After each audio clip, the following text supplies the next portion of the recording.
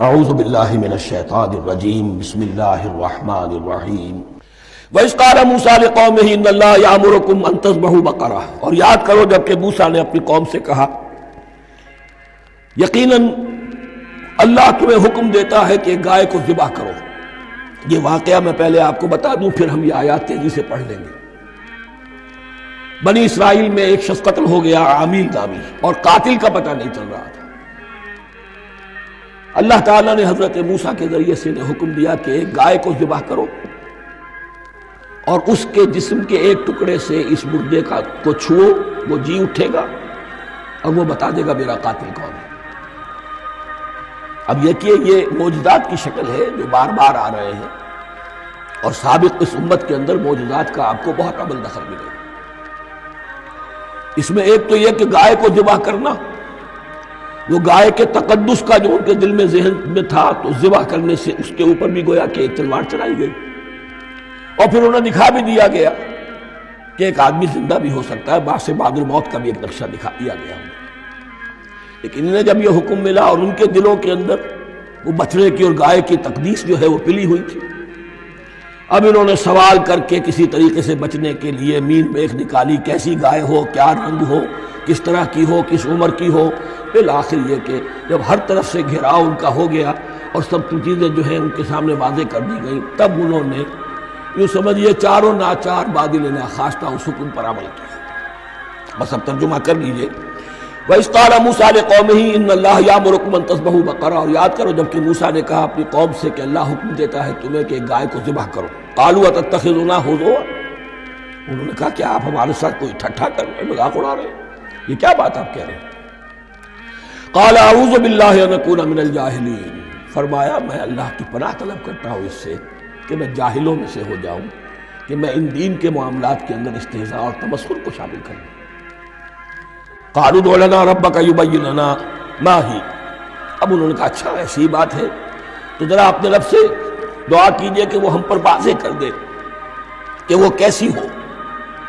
قال انہ یقول، حضرت موسیٰ نے فرمایا اللہ تعالیٰ فرماتا ہے انہا بقرۃ لا فارض ولا بکر، وہ ایک ایسی گائے ہونی چاہیے کہ جو نہ بوڑھی ہو نہ بالکل بچھیا ہو، عوان بین ذالک، ان کے بین بین ہو۔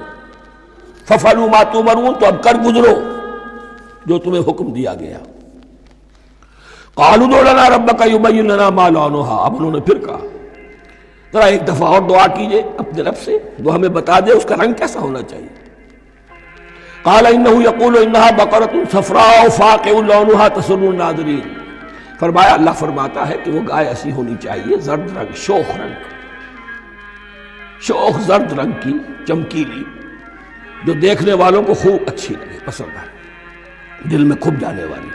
اب جو زیادہ سے زیادہ ان کے ہاں مقدس سمجھے جاتے تھی گائے، رفتہ رفتہ سوال کر کے اگر پہلے ہی حکم پر وہ کر دیتے تو کسی بھی گائے کو ذبح کر دیتے، لیکن یہاں گھیراؤ ان کا ہو رہا ہے کہ جس کی تقدس کا ان کے ذہن میں زیادہ سے زیادہ تاثر ہے اسی کو واضح کیا جائے۔ قالوا ادع لنا ربک یبین لنا ما ہی، پھر انہوں نے کہا ذرا اللہ سے دعا کیجئے اور وہ ہمیں یہ بتائے کہ وہ کیسی ہو۔ ان البقرہ تشابہ علینا، یقیناً ہم کچھ شبہ میں پڑ گئے ہیں، یہ گائے کا معاملہ مشتبہ ہو گیا ہے ہم پر۔ قال انہ یقول، فرمایا اللہ فرماتا ہے انہا بقرۃ لا ذلول تثیر الارض ولا تسقی الحرث، وہ ایک ایسی گائے ہونی چاہیے کہ جو کوئی جس سے مشقت نہ لی جاتی ہو، نہ وہ ہل جوتتی ہو اور نہ وہ رہٹ کا پانی کھینچتی ہو۔ تسیر الارض، نہ تو وہ زمین کو جوتنے میں، ہل چلانے میں کام نہیں لی جائے، ولا تسقی الحرث، اور نہ کھیتی کو پانی پلانے کے لیے وہ پانی کھینچنے میں استعمال کیا جائے۔ مسلمتن، اور پوری سالم ہونی چاہیے، یک رنگ، لا شیۃ فیہا، اس میں کسی دوسرے رنگ کا کوئی داغ تک نہ ہو۔ اب کیا کرتے، گھیراؤ میں آ گئے۔ قالوا الآن جئت بالحق، کہا انہوں نے کہ ٹھیک ہے اب تو آپ نے بات جو ہے پوری طریقے سے واضح کر دی۔ فَذَبَحُوهَا وَمَا كَانُوا يَفْعَلُونَ، تب انہوں نے اس کو ذبح کیا اور وہ کرنے والے نہیں تھے، دل میں نہیں تھا، بادل ناخواستہ۔ اب دیکھیے یہاں ترتیب ذرا واقعے کی جو ہے مختلف ہو گئی ہے۔ جو اس ذبح بقرہ کا سبب تھا وہ بعد میں بیان ہو رہا ہے. تورات میں چونکہ واقعات کو اس طریقے سے بیان کیا ہے لہذا وہاں ترتیب دوسری ہے. وَإِذْ قَتَلْتُمْ نَفْسًا فَادَّارَأْتُمْ فِيهَا، اور یاد کرو جب کہ تم نے ایک جان کو قتل کیا تھا اور اس کا الزام تم ایک دوسرے پر لگا رہے تھے، یعنی کسی کا پتہ نہیں چل رہا تھا قاتل کون ہے. وَاللَّهُ مُخْرِجٌ مَا كُنتُمْ تَكْتُمُونَ، اور اللہ تعالیٰ فیصلہ کر چکا تھا کہ جو کچھ تم چھپا رہے ہو اسے نکال کر رہے واضح کرے گا. فَقُلْ اضْرِبُوهُ بِبَعْضِهَا، تو ہم نے حکم دیا کہ اس کی لاش کو اس گائے کے ایک ٹکڑے سے، اس کے جسم کے ایک حصے سے ضرب لگاؤ.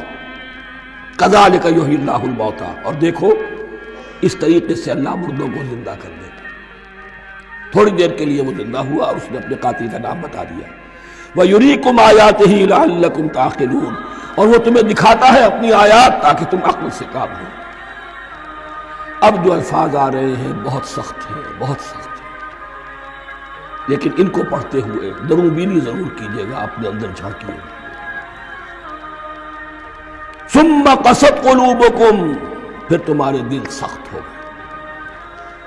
جب دین میں ہیلے بہانے نکالے جانے لگے اور ہیلوں بہانوں کے ذریعے سے شریعت کے احکام سے بچا جائے، اللہ کو دھوکہ دینے کی کوشش کی جائے، اس کا جو نتیجہ نکلتا ہے وہ دل کی سختی. ثم قست قلوبکم، پھر تمہارے دل سخت ہو گئے. فہی کالحجارۃ او اشد قسوہ، تو وہ تو اب پتھروں کے مانند ہیں بلکہ سختی میں ان سے بھی زیادہ شدید ہے.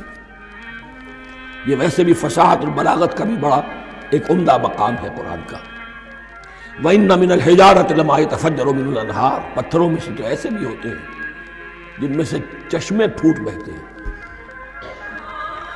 وَإِنَّ مِنْهَا لَمَا يَشَقَّقُ فَيَخْرُجُ مِنْهُ الْمَاءُ، اور ایسے بھی ہیں جو شق ہو جاتے ہیں، پتھر چٹانیں، ان میں سے پانی برآمد ہو جاتا ہے. وَإِنَّ مِنْهَا لَمَا يَهْبِطُ مِنْ خَشْيَةِ اللَّهِ، اور ان میں وہ بھی ہوتے ہیں جو اللہ کے خوف سے گر پڑتے ہیں. وَمَا اللَّهُ بِغَافِلٍ عَمَّا تَعْمَلُونَ، اور اللہ تعالیٰ غافل نہیں ہے اس سے کہ جو تم کر رہے ہو. یہ کیفیت جو ہے ثم قست قلوبکم فہی کالحجارۃ او اشد قسوہ ہے. کون؟